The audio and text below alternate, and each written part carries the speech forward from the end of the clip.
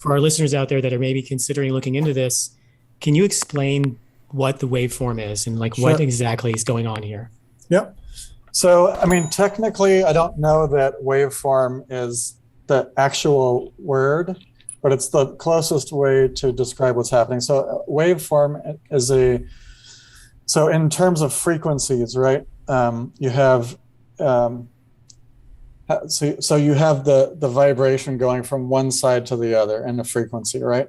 So the waveform is effectively, if you were to map the way that looks on paper, it's such a hard thing to describe, but basically the waveform would be the form or that looks like a wave, right? That's created. If you were to graph it, if this is movement and this is time. So if this is your needle and it's going in and out, so there's your movement and this is time, then as it's doing that, it's creating that shape. It's called the waveform there. Right. We call it the waveform.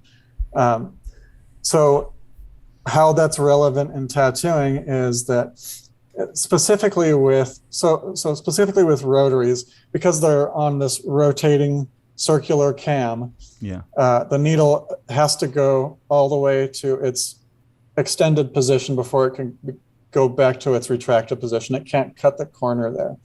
So that poses a problem with certain circumstances, like, for example, lining. You get, like if you've ever used a coil, the waveform of a coil, it has it's kind of like this real sharp and then sort of a slow. So if this is the needle coming out, by the way, if we're looking at the needle going up. Okay. On the down or the retracted portion of its cycle, it's spending a lot more time there and it comes up and it gets out really quick.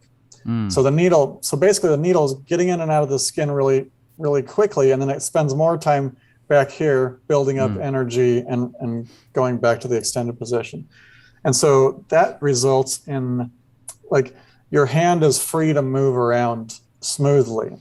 Nice. As compared to a rotary, where it spends the same amount of time in every position of that stroke, that creates complication, because basically that just means that it spends a lot more time in the extended position than the coil does. And what that means is, if you've ever switched from a coil to a rotary, you'll notice there's something holding you back here. Like you can't smoothly and quickly whip through stuff. And so it's almost like you feel this feedback of the skin pushing back against your hand. And that's that sort of dragging in the skin and almost catching, where the needle hasn't come out of the skin yet and you're moving forward. Whereas with a coil, it's getting in and out, and so you can move forward more quickly. So what we've done is taken and basically manipulated that waveform to, because it's going to have that hesitation. It's inevitable that it has that hesitation. And then unfortunately, because you're translating a circular motion into a oscillating motion, the hesitation occurs at the extended position and then at the retracted position. So not in the middle ever, only at the extended and at the retracted position. So my original cam, which is the 20%, the idea was really exaggerated, and that one is basically it forces the needle to hesitate in the retracted position.